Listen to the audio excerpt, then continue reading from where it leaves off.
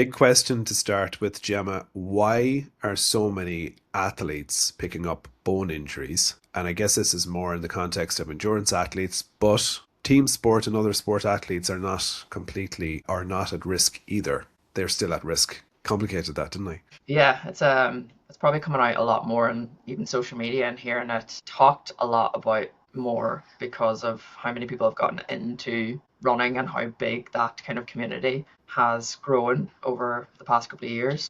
And yeah, we're just hearing it more and more now in consultations and with clients of how common it really is and the risk of maybe not getting a good understanding of how to manage load. There are three of my recent clients, and two of my friends are in my network with stress fractures. So it's definitely much more part of the conversation.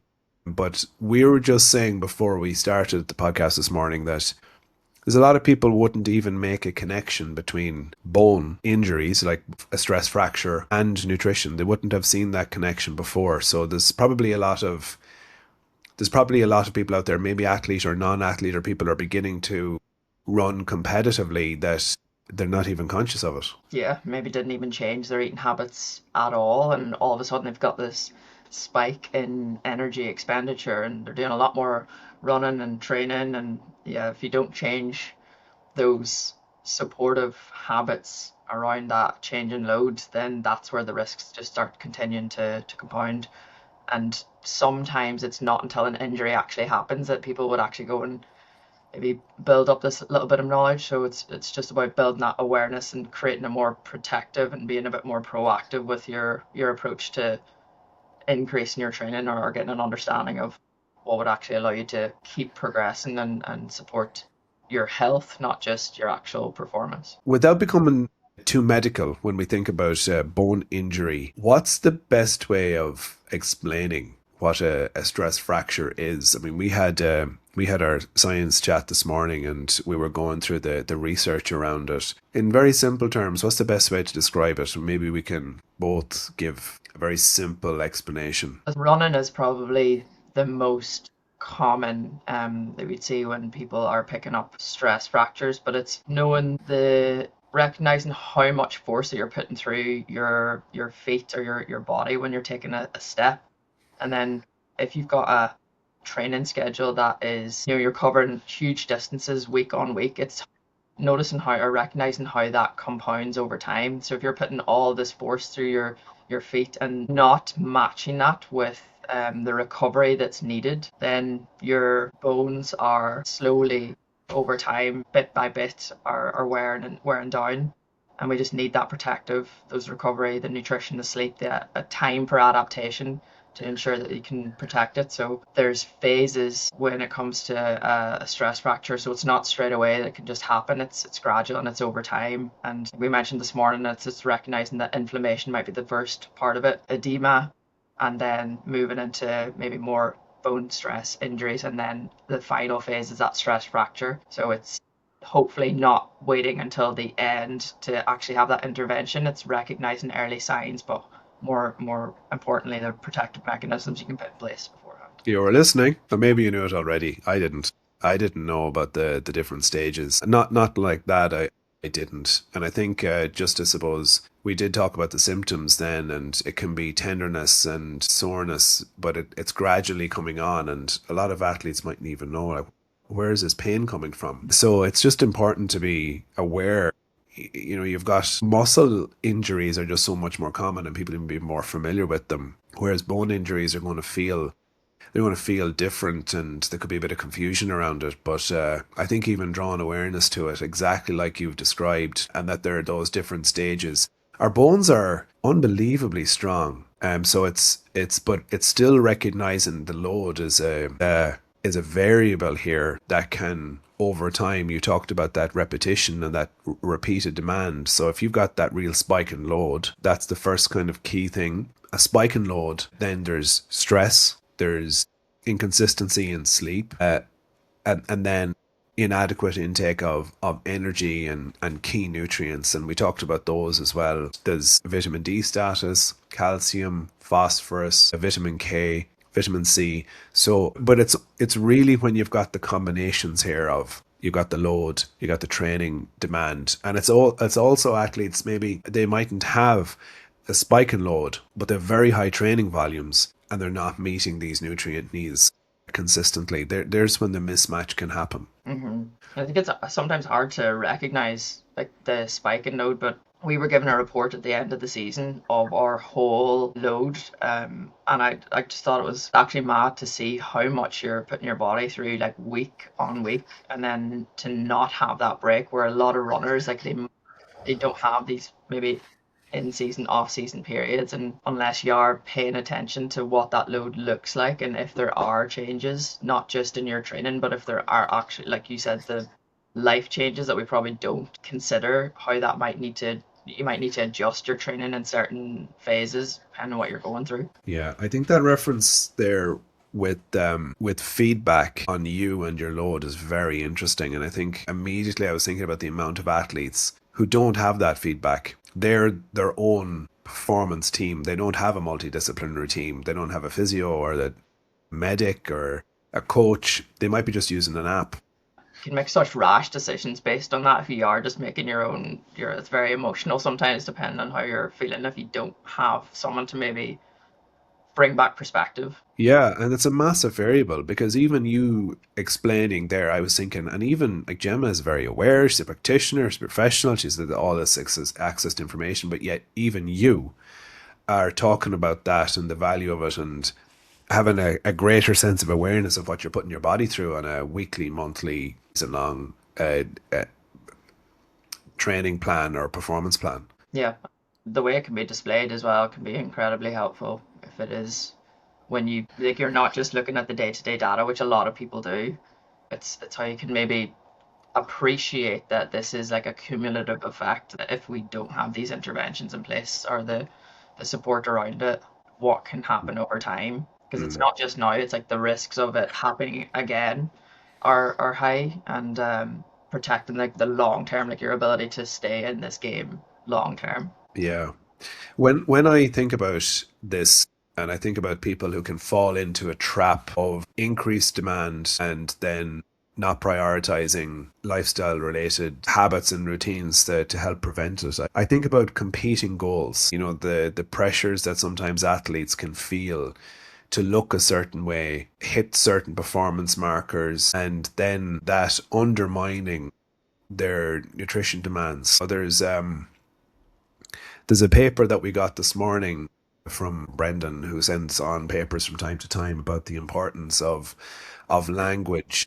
And I thought that actually does come into this as well, where it's so critical to be conscious of the language that you use as a coach, conscious of the language that you use yourself as an athlete, and how easy it is to kind of slip into this I'm eating clean or I'm cutting that out, and then that being associated with good and associated with bad, and how we can categorize certain things and how that type of mismatch in focus or priority, it can misguide your behavior. Yeah, it can cause a lot of distractions or just change the habits that actually would be more helpful to help you build up more confidence with your approach.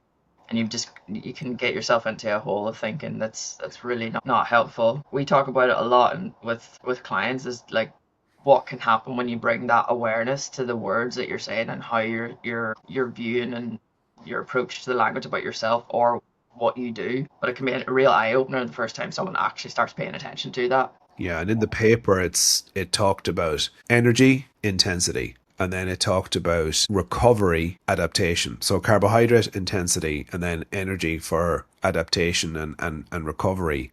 And that you begin to use really core messaging and trigger words to drive your behavior. And I think I talk a lot to athletes about their performance bubble, and there's sometimes there can be negative connotations about being in the bubble, but there's really great aspects of being in your own performance bubble too, where you think about yourself and you think about all of the things within that bubble that allow you to perform. And I think that also allows you to limit the noise and limit the distraction and just think about you and what is really relevant to you. And we've talked a little bit about, and you even wrote a piece about it yourself, in how powerful that is when you think about what's in the bubble that helps me perform. What's outside the bubble that's a distraction or a limit or something that can limit me or my beliefs.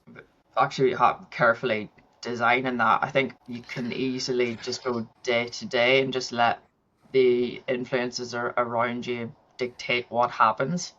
So it's just paying a bit more attention of how you might want to design your own performance bubble in whatever that looks like for your own situation, your own life, and the people that you choose to have in there that will support that. We'll switch the gears. We'll start going up through third and fourth here now, and let's move into the prevention and look at some of the key factors for maintaining really good bone health, preventing bone stress, and helping to prevent the risk associated with stress fractures. So you go first, and then I'll add to it as we go. Well, awareness of your training load is probably the first place that I'd start. Is like just get a recognition of what the demands are for you week on week, and like does that change? Are you at a stage where it is gradually increasing? I know a lot of people who are training for a marathon will have stages of they will have phases of their training where it starts to increase, and they'll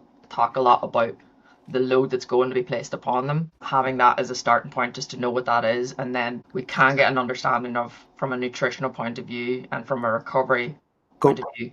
Going back to the load there just for a second, if you're not working with someone like Mark, who we work with from a training perspective and you work with, if somebody doesn't even know what load means, what do you think a good place would be to start in understanding that? Because I just know from speaking to, I mean, I was in the car with Brendan Negan last week, and we were talking about how many people just start running and doing these crazy running volumes and don't fully appreciate that load. And well, isn't Emer doing that? And isn't John doing that load? That's just what you do. So what do you think a good practical way would be? Because that is the first thing, and it's the first thing within the paper that we read was graduated load or graduated intensity. So how can we? What's a good way of framing that? Well, I think if you're focusing on performance, having an actual program that is supportive, not just deciding to go out to run is probably not the best approach. It's going to be really supportive long term. I think having a good Runner is an app that a lot of runners use. I'm pretty sure the majority of people that are start running have used something similar to that, and it can be helpful for a beginner to learn how to pace and how to manage loads so that they're not just deciding to go out for a 10K run the first time that they decide to go out. But it's a gradual increase over time so that your body can actually adapt, and your body is learning all the time how to make progress with this. And if you just put so much load or you put so much force through your legs all of the time, you don't have that space to grow and adapt. So it just depends who we're talking to. If it's a complete beginner that is just trying to build that up, or it's somebody that just wants to pay more attention to their own training demands. Then from a nutrition point of view. And then the aim is to match that, your load, your training, the volume of training that you're doing, and what your body needs to on top of that thrive and to have the energy to do everything else outside of training, which is called energy availability. So it's the energy that you've actually got left after you do the training. And a lot of people think that I just eat because I've exercised, or I'll eat less because I haven't exercised. But if we have the view of fueling or eating to support our actual demands, it's having that paying or bringing that language back into again that you're fueling for performance. Then you also have to fuel for recovery, because that's an active process.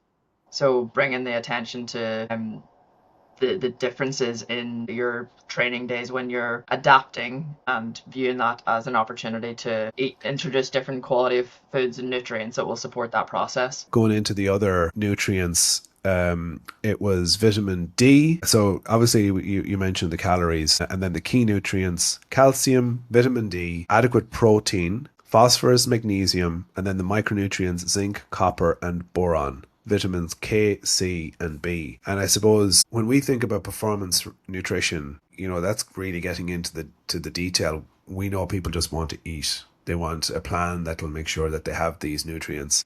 I suppose that's what we get such satisfaction from in creating the recipes and doing that as a team. So this feels like all you're doing is training and eating foods that you can enjoy, but still that these meals meet those nutrient requirements. Yeah, I think that's the most exciting part with the recipes is that to know that we've like thought we're having this discussion and we've thought about where these nutrients can come from and how they can actually be presented on the plate in a way that just feels like you're eating good food and it's just going to help you perform and recover. But from a science point of view, we are thinking about it from adding, where can we get the calcium in this meal? How can we increase the iron content? It's paying that attention and adding those little insights into every recipe and through the little lessons that we provide in each of them.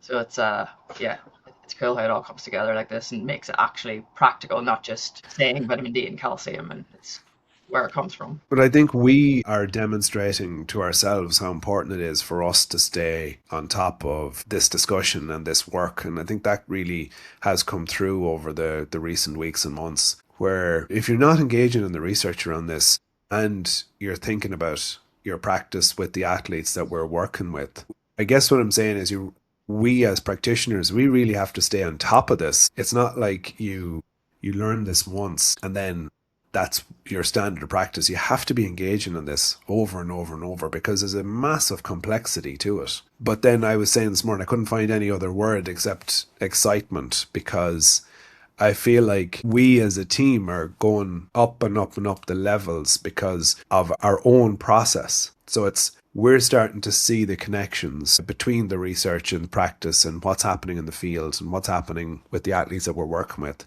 Then how are we evolving our practice to help make this more accessible? What's the science that underpins it? Yeah, I think our discussions have been so helpful recently because they've been like the case studies of the people that we're working with and then it's brought it to life and there's a whole chain now of how we practice this and the process that we have for ourselves but also the clients that we're working with and then the content that we put out into the world as well. It's gonna hopefully help people in a different way. Is there anything else that we've left out? I don't know, did we touch like on sleep? Not, but it's just a huge component of being able to manage the stress and impact of the training load. I mean, I mentioned in the paper, but everyone sees a number of like getting more than 8 hours or around your 7 to 8 hours. But I know myself, sometimes that's very hard to, especially in a training block. I would have been way more focused on it when you're in sport and there's that really high priority of because you know how that impacts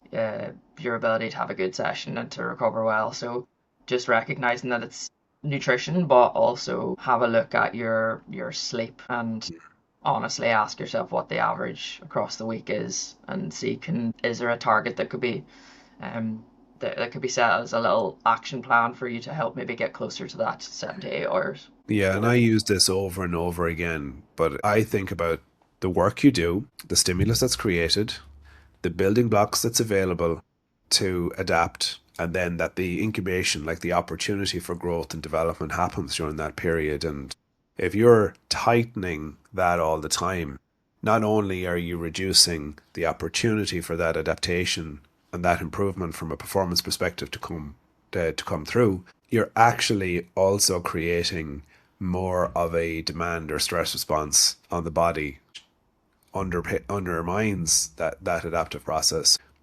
It's a double-edged sword. It, it just, I suppose, like an awful lot of the things that we talk about, it's how do you keep it relevant enough for people to feel the value of it and it not become that kind of wallpaper where you've, I know, I know, I know, I know. And I think just trying to simplify all of it. And I think the education component is still, it's such a critical aspect of helping people realize that this is something that Yeah, you're looking to practically improve all the time. yeah. It can be hard if there's no maybe like physical symptoms because I was home at the weekend and there was somebody that was working like a stressful job, not getting much sleep, the maybe not being aware of because there's no immediate risk or consequence. It's very hard to like feel like they need to change something, but it's like the risk down the line. So it's the awareness of what could happen, which can be hard.